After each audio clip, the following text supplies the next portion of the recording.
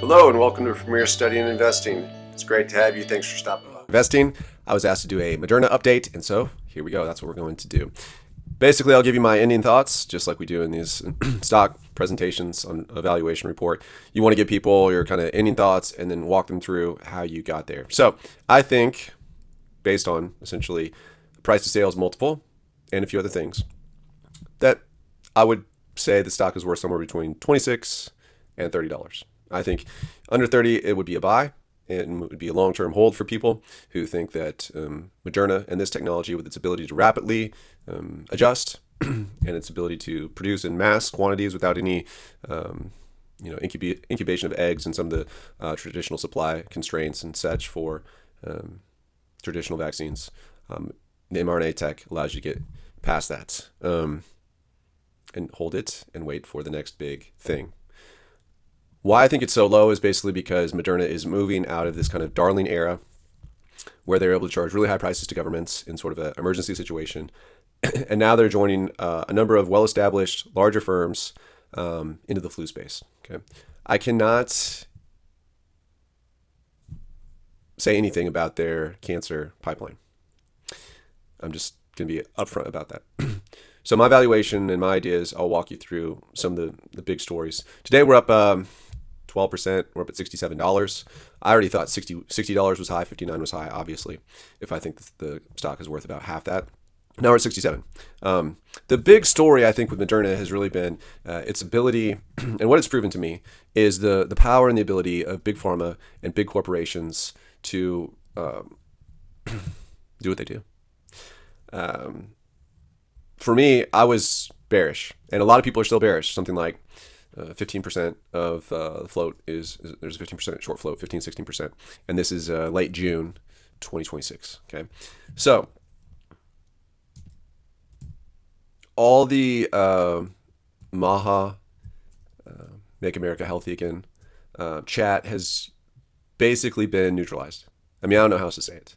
When we were at $22, you had Robert Malone. I mean, let's just go through the big names. And because there's a quantitative aspect we can go through, and I'll do that. But there's also a big narrative. This is a story. This is what's going to happen. How is this going to be perceived by regulators and by the public? Generally, let's just say we are not going to be able to, as retail investors and non-scientific folks, be able to really pin down and solve the issue of the declining cases and the declining severity. What was that due to? Was that natural immunity? Was that because of vaccine uptake? Was that because of some kind of genetic change in the major streams, right? We went alpha, beta, we had Delta was very serious. Then we had Omicron, not as bad, right? And so and so and so and so. Let's just like stay in our lane and say that we don't know. You know, like the normal average person investor, the person that maybe some of the people that are stock analysts, they do have a background in microbiology. But I'm even going to claim that those people, they don't know, because that's why they have to run these trials. Nobody knows. Nobody has, you can theorize about it, whether this will work or not, but nobody really knows. And so for that reason, I mean, I'll probably never come back into this sector again as an investor. But the basic narrative, as you guys all know, is just typically it takes 10 years to produce a new vaccine with all the testing and such. Something like 18 months it was accomplished. Rollout started in, what was it, November? You had FDA approvals in the United States, at least, I think, in October, November 2020, right? And then what else do we know for sure? There was if you look at a 20-year window of like the VAERS reports, it was through the roof. Like, it was basically like totally close to zero. VAERS is vaccine adverse event reporting system, right? So adverse event, something bad happens on the back end of a vaccination. And I mean, it's like hugging the zero line, and then all of a sudden it's just an explosion, right? And you have all the people, and you have I'm just going to rattle off the names that come to mind. You have Aaron Siri, a lawyer that is associated with the inconvenient study and other such things, talking about all the bad sides of how safety trials are done on vaccines in general. He especially doesn't like the HPV, human papillomavirus one, but we'll leave him aside. Who else do we have? We had Robert Malone, right? Goes on Joe Rogan, Steve Kirsch, those guys, Dark Horse. What's that guy's name? Who else gets in? You get Ray Bhattacharya in. Ray Bhattacharya was a signer of basically a declaration that said, like, we need to have a moratorium on this product. He gets into the FDA. You have Retzef Levy. You have Robert Malone. I mean, He was not given the Nobel Prize, but basically very important person. He even gets into government. We also had Vinay Prasad, who was a YouTuber. We had RFK Jr. Right come in. Obviously, let's not forget him. And of course, there's others. You had the doctor that just had so many followers. Now I'm forgetting his name, Dr. John, on YouTube, following this every day. You had the guy Merit Genomics. Who else? You had the gentleman in the UK. He was a senator. You had Angus Dalgleish. You had so many people. You had the guy from what was his name? Pierre Corey, right? Demonized. People writing books about the attack on ivermectin. And you guys know the whole story, right? And with all those people, Ron Johnson, he tried to do a lot of work in his investigation, right? And you had the other gentleman, and they always put those ridiculous signs back between those hearings. And Big Pharma has won.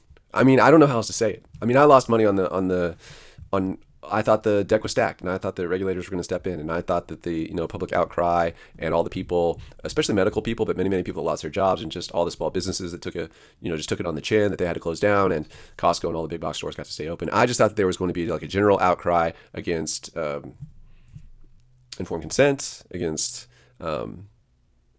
coercion, against censorship, and somehow like we are where we are today, which is what? There are no major arrests. Anthony Fauci was not covered. He had to give like a deposition yesterday, June 25th, I think. I didn't keep up on it. I'm sure that he's going to be smart enough and tactical enough. But that was RFK Jr.'s book, right? The Real Anthony Fauci. All of the misbehavior and lies and just going all the way back to AIDS. And then it was like, I didn't read the whole book. I did buy it, and no one's going to prison. These products are not being pulled off the market. So, my question to the current people holding short positions is, on what basis? If you're a bull, I think you guys won. Congratulations. The stock has run up incredibly. And now it's a little bit of a, I think you have to keep your eye on the S&P 500 because Moderna does have a high beta. And I do not expect that if they are going to become, this is what you have to figure out. Who are they now? I'll look at an article that's on Seeking Alpha by a gentleman named Robert Lake, and he makes this huge blunder, I think, in his opening kind of statement about what vaccines are and what they do. He fundamentally still blows it, but then he goes and gives us a lot of charts and says number of cases are down even among older people. It doesn't seem like there's a big vaccine uptake. I can go through the pipeline, et cetera, but it's who is Moderna now? And what it looks like it appears to be is they're trying to move into the flu vaccine space. They're going to lose on unit economics as far as cost of goods sold, because to produce a single unit of mRNA, it's somewhere around $2. And to produce, say, a similar vaccine, it's about 25 cents. So you're talking an 8-fold increase in cost. So we can get into all that, some of the cost structure, some of their inability to get revenue at $140 a shot like they were getting before. The price point on flu vaccines it's $25 basically, where the revenue they used to get for COVID shots was $140. So I think those things together, I'll go through it. We can look at it. But those are my major thoughts. The first stop I really want to look at, if we're going to move away from the narrative, which I say is a convincing all-out win. Even recently, you had this biologics license application, BLA, submitted by Moderna back in February of 2026. It was denied. They said, you guys ran your trial and you should have compared your product against the high dose flu vaccine, and you just ran it and compared it to the regular dose. So they said, not good enough, guys. Application rejected. Well, later in February 2026, FDA reviews, changes its mind, and we're apparently going to have a decision about the flu vaccine. Is it the flu vaccine, I believe, from the FDA, August 5th, 2025. So I get a little bit confused, honestly, because there's a combo product where it's COVID and flu, which is already approved in the European Union. But it looks like the Americans are going to require like an approval of the standalone flu shot first. It's the mRNA 1010 product. And then they will begin to consider a combination of two products in one. So how about let's start to move away from the narrative. I think the Bulls have it. As far as the regulatory question has been answered. No regulators are coming to stop this thing, this technology, etc. I don't even have to like make it more complicated than that. I think it's just very obvious. Vinay Prasad is gone. Ray Bhattacharya is still in. Robert Malone got like frustrated and left. I mean, I'm not going to go find that information at this point, but he's like out of the FDA and he works for a department of. He's still in government. He's going to try to fight and win his battles in some other way. He basically said that there's just too many saboteurs and so much infighting and so much like enough people. Essentially, I took him to mean like enough people that were paid by big pharma to come in and make enough disruptions on the regulatory process that it was basically neutralized. And so he was like, I tried, and now I work for free, and now I'm an old guy, and now I'm leaving, and I'm going to try to win this war some other way. And so that was it. So I can't support the price at $67 though. So am I a short here? I'm thinking about opening a short position today again at $67. And my thinking is they're trying to become a flu company primarily. So let's go look at how I reached that conclusion. Okay, today I just want to look at the share price for at 66.81. It's up almost 12%. For those of you, I just hit some important numbers. Short float is 16.15%, so there's still a pretty huge short float out there. Book per share and cash per share has not really changed. We have negative profits on this company, so you can see, I'll try to zoom in here, and the ads and all that stuff, but basically they're profitable in 2021, 2022. Sales fell off, as you can see here in this purple section. I mean, for those of you that follow this, like you're very much aware of this. And I mean, significantly negative. $7 or $8 losses per share per year. A little bit of dilution, not much. We're sitting right under 400 million shares outstanding, so you can use that number if you want to do some calculations, which we will. So we'll use that 400 million shares outstanding here in a second. The other thing I want to look at is I saw somewhere that Piper Sandler now has like a $70 price target, but I just want to grab what we can, easy, low-hanging fruit as far as what are these analysts saying. And it looks like $25 price target, $34, $30, and $40. Now these are all kind of older, and these are all before the big news that came out in February. So all these go back to January 2026 or late 2025. So I admit these are not great numbers. Maybe let's just forget these for now, and we'll go and look at see if we can get some better information. Here's my next stop, and this is what I want to start to talk about. We are going to be looking at, because Moderna is now moving into what I think is essentially, should we look at their pipeline? Let's look at their pipeline very, very briefly. I don't want to spend very much time on their pipeline, but I got to respect people that either don't know or like me have not had a lot of eyes on this recently and need a little bit of an update. So here are the respiratory vaccines, which has been their bread and butter, these top two lines. They have 4 products here commercialized. So you have basically 2 redundant products. One is the Spikevax, which has now been replaced by Mnex Spike. And I always thought that it was annoying that when they did their safety testing on Mnex Spike, they didn't compare it to, like, say, I don't know. Novavax would have been interesting, a traditional. I guess the question is, what are you going to compare it to? But they compared Mnex Spike to Spikevax. And the complaint with people like myself and like you could say vaccine injured people would be like, well, this top product is very, very, very dangerous. So just because there's a very minuscule improvement on the danger level in the next generation, the Mnex Spike, it's not good enough. Like, it's not satisfactory, but for regulators it was. And when we're talking about, when people ask me, hey, can we get a Moderna update? They're not asking for what are my latest thoughts about the ethical nature and the, morality behind this technology. That's not what they're asking. They want to know, what do I think the stock's worth? They're asking for like a fundamental evaluation and analysis. So RSV has always been a nothing burger as far as revenue. Everyone knows that. So here, this was always weird to me because I had kind of gotten out of this, and flu COVID combo. This is commercialized, but only in the EU. Okay, so like I said, the Americans, they're going to wait for this mRNA 1010, this flu vaccine thing to get approved. And so it's at the end of phase 3, and we're basically waiting. We'll look at a little bit of work done by this Robert Lake gentleman on Seeking Alpha. But August 5th, 2026 is when we're expecting that this will be approved. So here's my contention. What is this company? It's not an RSV company. There's no money there. COVID, I mean, we don't have to look at any graphs, do we? To be able to say, like, this is not really, this is not really it's not a big thing. It's not a big thing. Like, no one, how many people are still taking, like, any type of, vitamin D regimens or N-acetylcysteine or getting, prescription drugs from any of these, for prophylactic, sort of like preventative, or how many people are still getting tested for these things? Like, I mean, I would say pretty much nobody. I mean, my parents are getting older. They're starting to look at senior care places for, when they need that. And one of the questions to those facilities has been, do you guys require any vaccinations to move in here? And they're like, nope.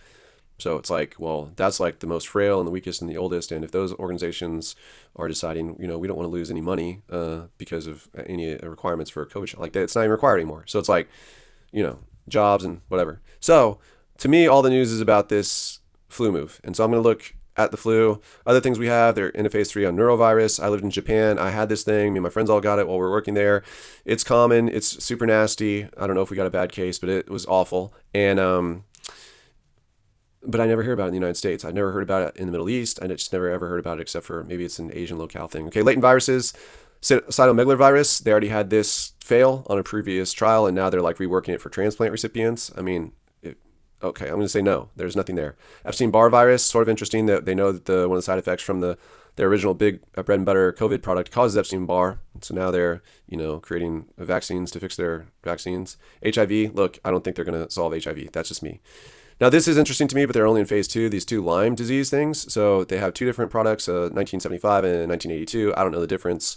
I don't have that training background. But it's sort of interesting, the weather, the wet weather, the number of even like people that don't like this company. Peter McCullough, who, has essentially been silenced. He was invited to some of those. Senator Ron Johnson had those investigation, hearings, Senate committees. And Ron Johnson made it there along with the guy that started React 19, that former physician, and people that work statistical analysis. Aaron Siri was there. And, I thought it was awesome, but it turned out to be, really, it didn't work. It wasn't enough. It wasn't enough to really change the tide in a regulatory sense. So I think those people make great points. I think they are right on the issue. But, we're talking about stock price, not like my personal feelings about what is, whatever, better or not for public health. But yeah, there's this guy, Nicholas Holscher, that works for the Peter McCullough Foundation, and he's talking about Lyme disease, and he's saying there's a huge amount of cases. Also, you have like a Rocky Mountain spotted fever, which, is a tick-borne disease, as well as alpha-gal, which is, we live in the Midwest. I live in Kansas, and we know a lot of people in the rural communities that they're working, they're farmers, they're working around animals, they're in the, woods, they like to hunt or whatever. And, they know a lot of people with alpha-gal. They have red meat allergies is the byproduct of that, or symptom of that disease. A lot of people have Lyme, even in the city. I know a guy that worked in landscaping in, suburbs that got it. It's obviously like very, very debilitating. So, I think people are generally scared of this. There's no real thing you can do about it because it's, you can take like antibiotics. It's a bacterial disease. So, the general regimen is doxycycline, unless you have high blood pressure medication. They take I think they give amoxicillin or something. So like, it's not like there's nothing you can do, but, I don't know. I think people might be interested in that. Nipah is a bat-borne disease. It's a long disease. It's very lethal. And I covered it before. Like, it's basically recurrent in a small portion of Bangladesh and India, northern India. But it does not seem to be like spreading all over Asia and Europe and South America and Southern Hemisphere. And, it's like a very localized disease. So I always wondered why I would like dump money into a thing that it only affects like super, super, super poor people in the non-developed world. There may be some money in Calcutta, but Calcutta is known to be like a very impoverished city. This is like the home of Mother Teresa, things like this. And then monkeypox. Do you ever hear anything about monkeypox? By the way, Nipah is in phase 1 and Lyme disease is in phase 2. But because it's bacterial, you can fight it with, what did I just say? What is the word? What the heck is the word? The doxycycline, the antibiotics. Okay, so it's a flu company. That's my argument. Let's look at these numbers here. This is what I want to show you. Their main competitors in this space is going to be Pfizer, Merck, GSK, and Sanofi. I pulled this off of an AI search. And what I really want to know is because Moderna has negative profit, negative $8.15, while the rest of these are profitable companies. One of the things that we can look at right here, you'll see if you look on the screen, I'll read it to you if not, is a price per sales multiple. So it's what is the stock trading for as a multiple of its sales. And, we just looked at the sales. What were the sales? FinViz tells us the sales are 12 trailing months, $2.33 billion for Moderna. So you multiply 2.33. Let's just do the math to see, because things change. The stock price moves around all over the place, which means, the multiple is going to change. So we have, let's say, $2.33 billion. We're going to multiply it by the price to sales multiple that we're pulling off here, which is 10.66. And I think this moves daily. They update these ratios, because I tried to make this video yesterday and I had some problems. So that gives us 24.83 billion. Okay, now what do we need to do? We need to divide it by 400 million, which would be 24 billion divided by 400 million. If our numbers are in billions and I have a 24.8 on my screen, I'm going to divide it by 0.4, right? Yep, 0.4 would be the equivalent. It would be 400 million stated in billions would be 0.4, and that takes us to $62 on the share price. We know today we're trading at 67, 66. Okay, so that is how that ratio works. You take the 12 trailing month sales, you multiply it by this ratio here, and then you divide it by shares outstanding, and you'll get to your price per share. Okay, so again, those numbers were 2.23 times this ratio, 10.66, divided by 0.4, which is the number of shares outstanding if you state it in billions, and it'll get you to $62. Okay, well, the era of COVID, at least I've been referencing this, I might as well show you this screen, is from Robert Lake. Moderna, the comeback is now in full swing, is what he titles his article. And so I'm going to open this in a new private tab so that we can hopefully actually read it together, because he does put in some nice graphs, and he's basically saying that it's a cautious buy rating with suggested entry below $50, and that's what he says. His second big point has to do with flu, and then the third point for him is the flu combo, and then sentiment, litigation, blah, blah, blah, blah, blah, blah, blah. Okay, so that's how he comes up with a $50 below $50 entry point, whereas I'm at like below 30. Well, here's what I'm saying. If he's talking about flu and flu COVID combos, well, the ratios should conform to their competitors.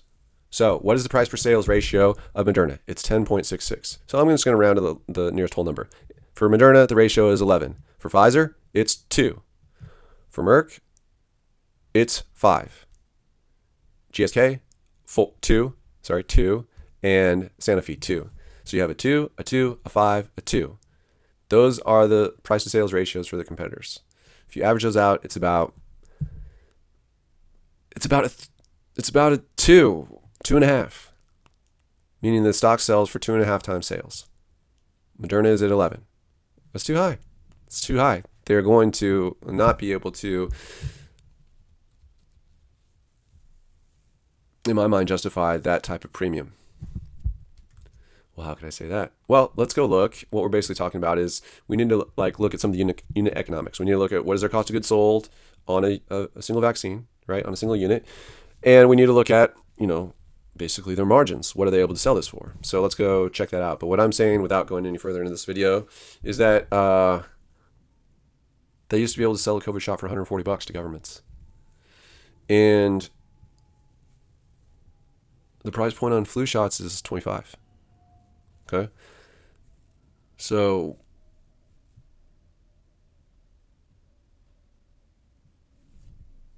that's how it works. The flu is a different game.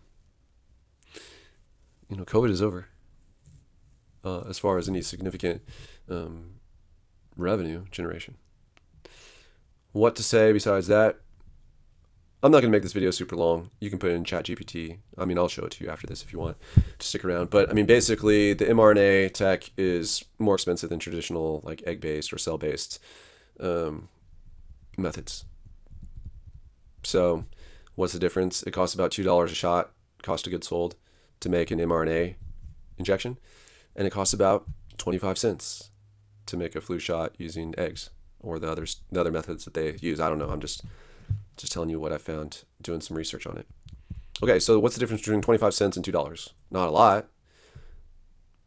But I mean, if you're basically in just like a Coke, Pepsi, I mean, a lot of different competitors, a lot of similar products. Like, I can't tell the difference between Diet Coke and Diet Pepsi. I mean, I can, but I mean, you know, I only slightly prefer one over the other.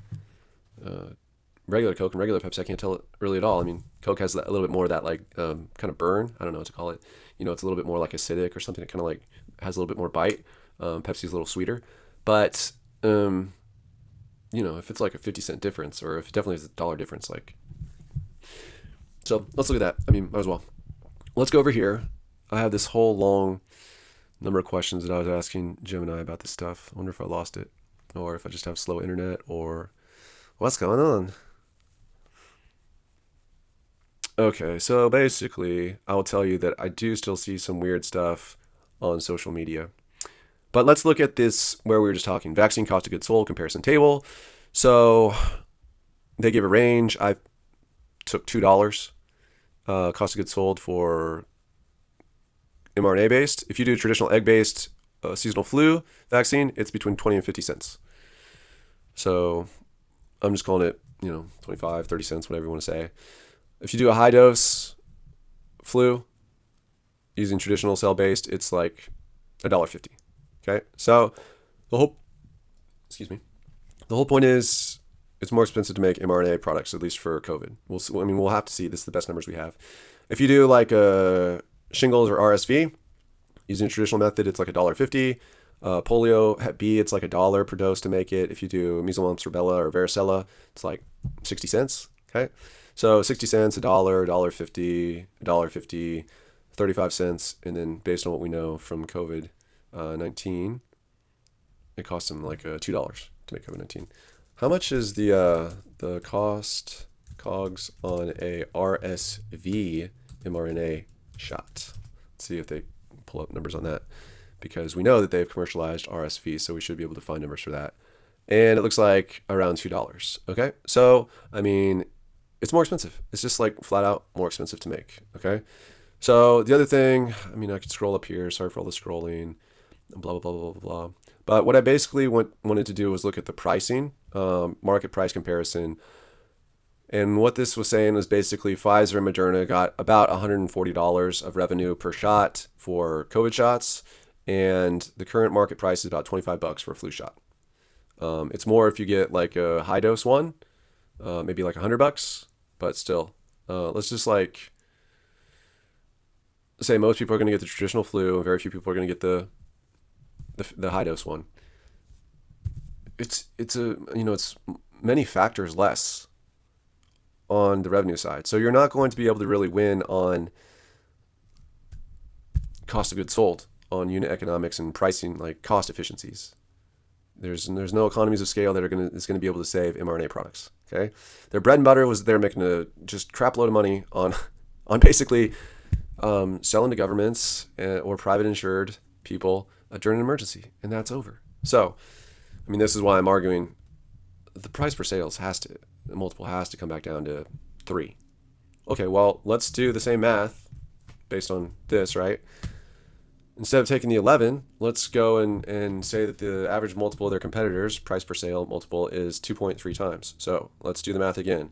I got my calculator out. I'm taking the 2.33 billion of revenue. So I'm just typing in this number right here on the screen. Sales in billions, 2.33, 12 trailing months for Moderna. And I'm multiplying it by the multiple from the competitors. I guess I could do the average of those numbers, but I'm just going to say that the average of 2.13, of 4.71, of 2.44, and 1.89 is 2.5. Okay, so I'm going to do my multiple is 2.5, and I'm going to multiply that by the $2.33 billion of revenue. And then what am I going to do? Then I'm going to divide it by these shares outstanding, which I'm calling this, instead of 397 million, I'm just going to call it 400 million shares. And so 400 million, if I was to state that in billions, which is the term, the numbers I'm using, because I started here with billions in sales. So let's also convert these shares outstanding to billions. If stated as billion, it's a 0.4 billion. And that gives me a $14.56 stock. Okay, like, hello. $14.56. Did I do the math wrong? Did I mess up the ratios? Let's go back. Let's do it again. It's a pretty low number, isn't it? Let's actually find out what is the actual average. If I take the 2.13, that's the price per sales multiple for Pfizer, plus 4.71 price per sales multiple for Merck, plus 2.44, that's the price per sales for GSK, plus 1.89, that's the price per sales for Sanofi. And I add those numbers up, it'll take me to 11.17. I divide it by 4. The average ratio is 2.79. So we'll call it 2.8. We can do the same exercise. Take the 2.8. We can multiply it by the 2.33 billion. We could divide it by the 0.4 billion shares outstanding, and we get to $16.24. Dude, this company, I mean, give me a freaking break. Give me a freaking break. So what else do I really have to say? I mean, that is the nuts and bolts of the whole thing. You can check out this guy's article. I thought it was pretty good. Robert Lake. He looks like he follows Pfizer, Sanofi, some other companies. But I mean, I already gave you like his top bullet points. He says it's a buy, like just under $50. It's a cautious buy. He gives us a bunch of information about, the price decline from, this is a terrible graph as far as like the way that a decline from $440 per share down to 60 could look not as bad. Doesn't look very bad on this chart. But I just wanted to point out one thing, that this guy is still drinking the Kool-Aid. I mean, I don't know, you can't be perfect, but I just want to say, like, he decides, like, hey, let's go ahead and provide for readers, like, basically a background and just, like, understanding of what is mRNA and how does it work. And he writes, like, the mRNA is usually a small piece of protein that is from the virus's outer membrane and not part of the live virus. This means that the person who receives an mRNA vaccine cannot catch the disease or virus or become sick with it. I mean, you guys, that passed for truth in 2021. 2022. Now there's videos like making fun of people on legacy media about, if you take this, like, your grandma can't catch it, blah, blah, blah, blah. And I mean, we didn't know. We didn't, for the regular person, we didn't know how much like protection there was from getting a vaccine. And, most of us were not told that they never tested for, communicability. It was never even tested for. So, I mean, that was one of the things that upset me and other people's, like, I mean, why is the media telling us that this thing when that's not true? I mean, we all know it's not true. We know that there was, I reported the first breakthrough case reported by a newspaper in San Diego in like 2021. And it was like, it's like, it doesn't, so then the whole narrative shifted and you had Joe Biden up there talking about like, okay, like we got to backpedal a little bit. Like you can still catch it, but you're not going to get as sick. That was like 2023. Right, narrative and pitch for people, and like, they backed off on the previous statement and they had to like regroup and come up with some other reason. Well, this is 2026 and this guy still hasn't figured it out. This means that a person who receives an mRNA vaccine cannot catch the disease or virus or become sick with it. It's like, dude, are you out of your mind? Like, am I gonna trust anything else you say? Like, yeah, I guess I'll look at these other charts. You can talk about, COVID deaths reported by the WHO. They're probably not even tracking it anymore. This is like the uptake of, what is this? People over 65 taking looks like vaccines for this thing. It's like very, very near zero.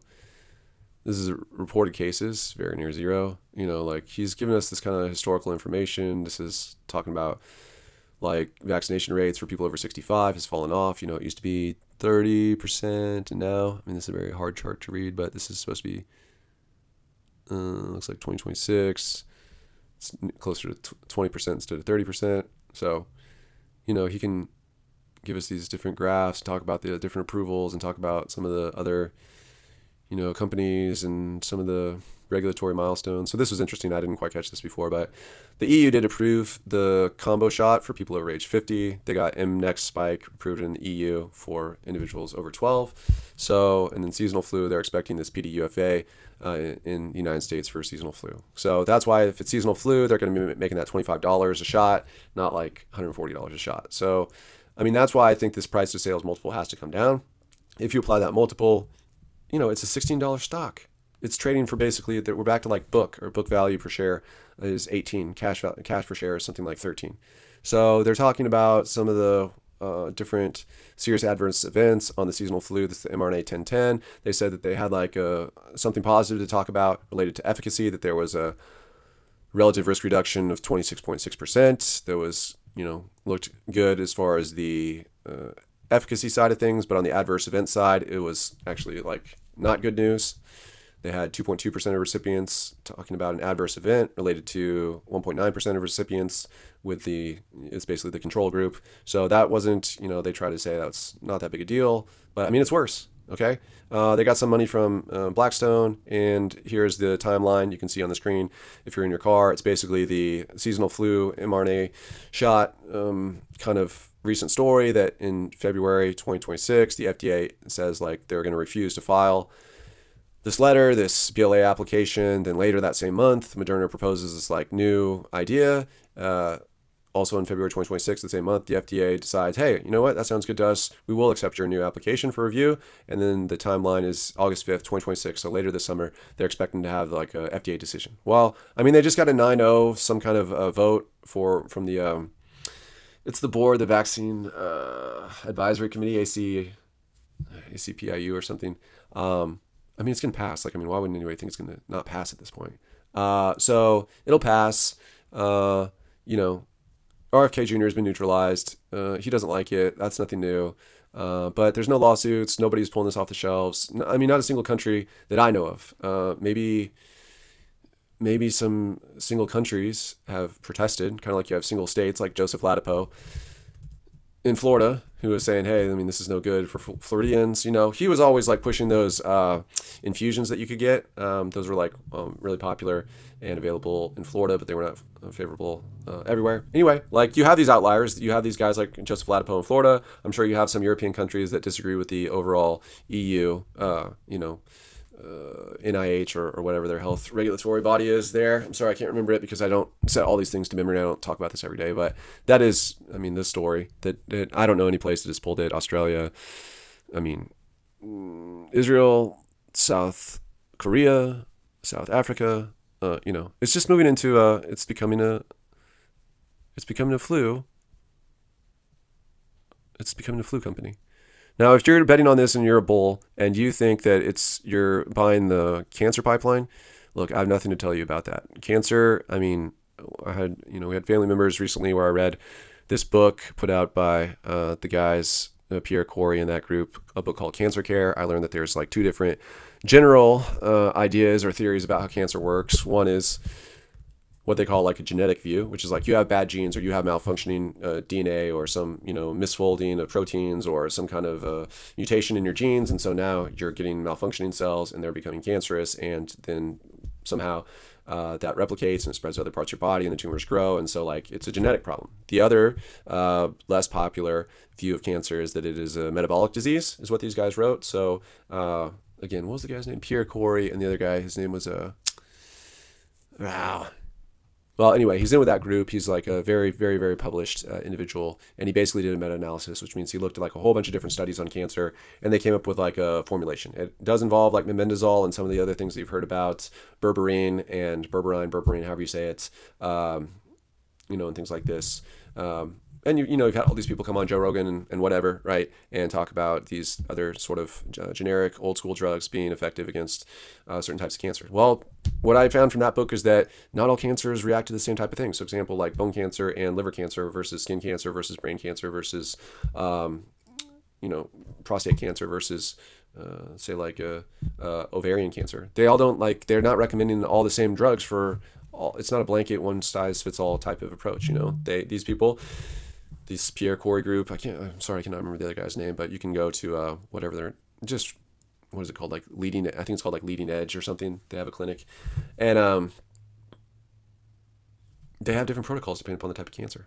Okay. And they also like aren't saying like only use our protocol. They are saying use our protocol in conjunction with traditional like chemotherapy or radiation or things like that. So that's all I know about cancer. I mean, I don't know hardly anything at all. And I definitely do not know enough to say anything about these different, things in their oncology pipeline and the chances. I can't run a scenario analysis or anything. I mean, I might be able to do market size estimates, but if you cannot put any kind of probabilistic number on the chances of, effectiveness leading to an approval on anything in this pipeline, I mean, we can go back and look at it because I don't think I spent much time on the on the pipeline here, because the oncology pipeline has really grown. Obviously, people know whether it has to do with Pfizer's simian virus 40 method.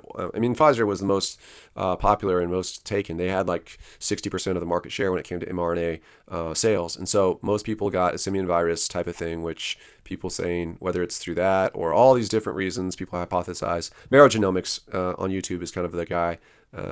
He has a strange name that I can't quite get, and I'm not going to read through all this, but you just have all kinds of, bladder, solid tumors, T-cell, cell therapy enhancers, melanoma, so the skin cancer, bladder cancer, kidney, I don't know what this one is, neoadjunctive treatments, NSCLC, this is the non-Hodgkin's, but anyways, I mean, I'm not even going to say anything more about it than that. If you want to buy that company for the pipeline, I mean, I guess I have nothing smart to say about that. The only thing I can really say is I do think that cancer rates are up.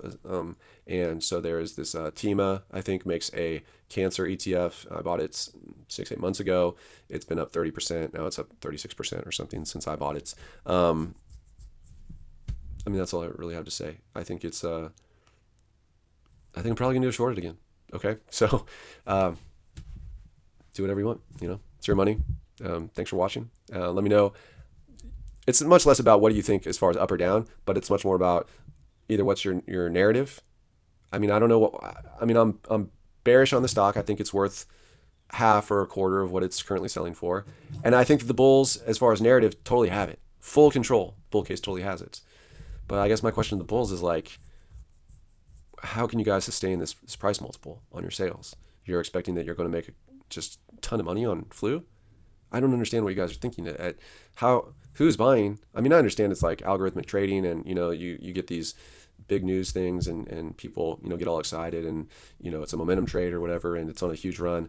But based on what fundamentals? I mean, look, I've been wrong, so I could be wrong today. I'm curious if you're a bull and you're still holding or buying in the 60s, based on what? The only thing that I think you guys could possibly be setting your hopes on at this point is you're like basically doing the gain of function play where you're like, viral biomedical warfare is still going to be a thing. Nobody's going to put the clamps on gain of function in China or otherwise, that we're moving into like a fragmented global kind of, different alliances, BRICS nations, whatever the alliances are, the whether it's by regional blocks or by religion or by communist capitalist countries moving and aligning with one another, or if it's like Muslim nations joining or being together against Israel, like whatever the blocks that are forming, however they're going to form. But I mean, is that really I couldn't buy it now at this level based on that outlook and say, yeah, we're going to have this is going to basically be like a bio warfare company. Like militaries, foreign or domestic militaries are going to come up with these new, more virulent strains of whatever, and Moderna is going to continue to save the day. And it's going to be back up at $400. It's like, I mean, that could happen, but I mean, for me, I'm buying it at 20 and hoping that happens, not at 60. That's what I got. Thanks for watching.